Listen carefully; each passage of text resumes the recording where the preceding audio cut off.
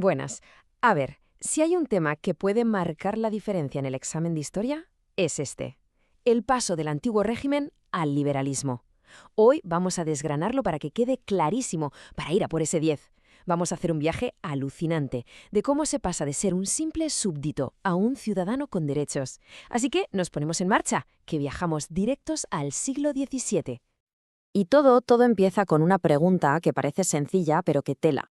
¿De dónde sale el poder de un gobierno? ¿Viene de Dios? ¿Lo tiene el pueblo? ¿O es simplemente una forma de organizarnos para no acabar a tortas? Bueno, esta preguntita ha costado guerras, revoluciones y alguna que otra cabeza de rey, literalmente. Las respuestas que se dieron en su momento son ni más ni menos la base del mundo en el que vivimos hoy. Vamos a ver cómo intentaron resolver este rompecabezas. Vale, esta es la hoja de ruta que vamos a seguir. Un mapa de ideas para ver, paso a paso, cómo se vino abajo el poder absoluto de los reyes y cómo, de esas ruinas, nació el concepto de ciudadano. Venga, vamos al lío. A ver, para entender por qué la gente aceptaría ceder toda su libertad a un solo rey, hay que ponerse en situación. Pensemos en el siglo XVII. Un caos total, guerras constantes, enfermedades, hambre. La gente no estaba pensando en la libertad, estaba pensando en llegar viva al día siguiente. Y claro, en medio de ese desastre, la figura de un rey fuerte con poder absoluto parecía, pues eso, la única solución, la única garantía de un poco de orden, de un poco de paz. Lo curioso es cómo se justificaba esto. Había, digamos, dos grandes argumentos. Por un lado, el de Thomas Hobbes, que era muy práctico. Su idea era, mira, el hombre es un lobo para el hombre, o sea que sin control nos matamos entre nosotros. Así que la solución, cedemos nuestro poder a un líder absoluto, a un leviatán, para que ponga orden. Y luego estaba la otra vía, la de Bossuet, que era mucho más divina. Él decía que el rey era el representante de Dios en la tierra, y punto. O sea que desobedecer al rey era como desobedecer a Dios. Dos caminos muy distintos, pero que llevaban al mismo sitio, obediencia ciega. Y justo cuando parecía que el absolutismo era la única opción posible, ¡zas!, aparece un tipo que le da la vuelta a todo, John Locke. Y lo que hace es cambiar la pregunta fundamental. La cosa ya no es cuánto poder tiene que tener el rey, sino, un momento, ¿qué derechos tenemos las personas por el simple hecho de existir? Locke suelta una auténtica bomba, el concepto de los derechos naturales. Suena complicado, pero es sencillo. La idea es que todas las personas al nacer ya vienen, digamos, con unos derechos de serie. Por ejemplo, el derecho a la vida o a la propiedad. Y lo más importante, estos derechos no los concede ningún rey ni ningún gobierno. Ya existen, son inherentes a la persona. De hecho, son anteriores a cualquier forma de Estado. Entonces, la lógica de Locke es súper clara. ¿Creamos un gobierno? Sí, pero lo creamos para una cosa, para que proteja nuestros derechos, especialmente el de propiedad. Es como contratar a un vigilante. Pero ojo, y esto es clave, no se le da un cheque en blanco, es un pacto. Y aquí viene lo más gordo, lo más revolucionario. Si ese gobierno no cumple su parte del trato, si ataca nuestros derechos, el pueblo tiene derecho a rebelarse. Esto es importantísimo, de verdad, una idea que suele caer en los exámenes sí o sí. Bueno, pues con estas ideas de Locke en la mochila saltamos de siglo. Nos vamos al XVIII, al famoso siglo de las luces.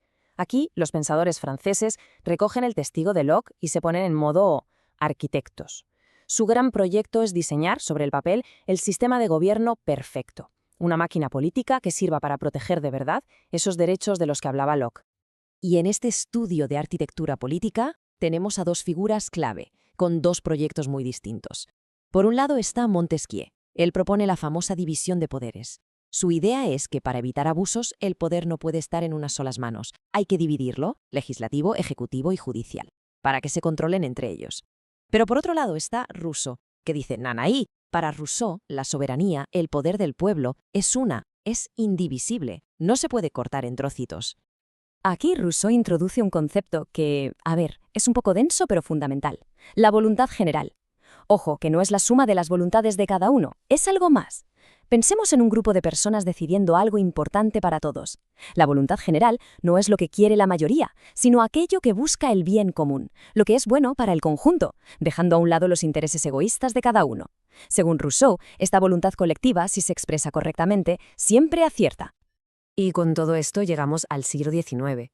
¿Y ahora? ¿Qué pasa si cogemos todas estas ideas que hemos visto, los derechos de Locke, la división de poderes de Montesquieu, la soberanía de Rousseau, las metemos en una coctelera y agitamos bien? Pues lo que sale es el liberalismo, la gran ideología que va a dar forma a todo el mundo contemporáneo. Es, sin duda, el corazón de este tema. Entonces, ¿cuáles son los ingredientes de este cóctel? Pues básicamente los que ya hemos visto: los derechos naturales de Locke, la separación de poderes de Montesquieu, la soberanía de Rousseau, y a todo eso le añadimos una fe ciega en la razón, una creencia total en el progreso y, muy importante, la idea del individuo como centro de todo. Vale, y aquí un punto súper importante para el examen. El liberalismo tiene como dos grandes ramas, dos caras de la misma moneda. Por un lado, el liberalismo político, que se ocupa de cómo organizar el Estado, y por otro lado, el liberalismo económico, que se centra en cómo debe funcionar la economía. Para entender bien el tema, hay que tener claras las dos. El liberalismo político va a introducir ideas que hoy nos parecen obvias, pero que en su momento fueron una auténtica bomba. Se pasa de ser súbdito a ser ciudadano con derechos. El poder del rey ya no es absoluto, ahora está sometido a la ley, lo que se llama un Estado de Derecho. Todo esto se escribe en un papel fundamental, la Constitución. Y la soberanía, el poder, ya no es del rey, es de la nación. Eso sí, no todos los liberales pensaban igual. Había, para que nos entendamos, dos grandes corrientes. Estaban los más moderados, los doctrinarios, que representaban a la burguesía más rica. Querían un cambio, sí, pero sin pasarse, compartir el poder con el rey y que solo votasen los que tenían propiedades, el sufragio censitario. Y luego estaban los progresistas, que querían ir más lejos, con una separación de poderes más clara y que pudiese votar más gente, hacia el sufragio universal, masculino, eso sí. Ahora vamos con la otra cara, el liberalismo económico, que es básicamente el nacimiento del capitalismo. La idea central es muy sencilla. El Estado no debe intervenir en la economía. Manos fuera. Se parte de la idea de que el mercado se regula solo, como por arte de magia, a través de la ley de la oferta y la demanda. Y aquí va una tabla que es oro puro para el examen. Los nombres clave del liberalismo económico. Adam Smith y su famosa mano invisible. Esa idea de que si cada uno busca su propio interés, al final se beneficia toda la sociedad. Luego está Thomas Malthus, que era bastante pesimista.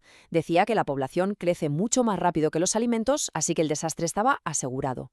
David Ricardo y su ley de bronce de los salarios, que venía a decir que los sueldos siempre se quedarían en el mínimo para sobrevivir.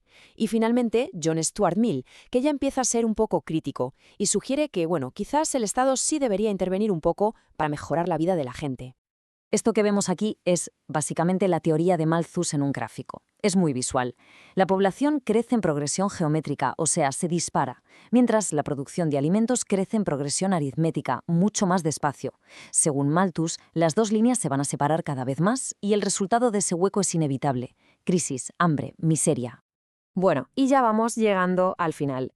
Y después de todo este recorrido, la pregunta es, ¿por qué es tan importante entender todo esto? Pues porque estas ideas, que nacieron hace siglos, no son simples cosas de un libro de historia. Son literalmente el sistema operativo de nuestras democracias actuales.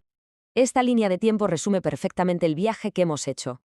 Empezamos con el Estado absoluto del siglo XVII. Luego, gracias a Locke, pasamos al Estado de derechos. El siglo XVIII nos trajo el Estado diseñado por los Ilustrados y finalmente, en el XIX, llegamos al Estado liberal tanto en lo político como en lo económico.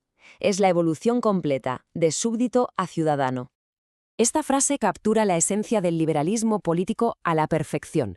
La idea es que el Estado no debe ser un jugador más en el campo, debe ser el árbitro. Su única misión es asegurarse de que se cumplen las reglas del juego, que nadie hace trampas, pero sin intervenir directamente en cómo se juega el partido. Y para terminar, una reflexión: división de poderes, derechos naturales, soberanía popular. ¿Cómo influyen estas ideas de hace 300 años en la vida actual? Pues cada vez que se vota, cada vez que se exige una ley justa o se defiende la libertad de expresión, se está utilizando el software que programaron todos estos pensadores. Entender de dónde vienen estas ideas es la clave para entender el mundo. Y ahora sí, a por ese examen. Con estas claves bien entendidas, ese 10 está mucho más cerca. Mucha suerte.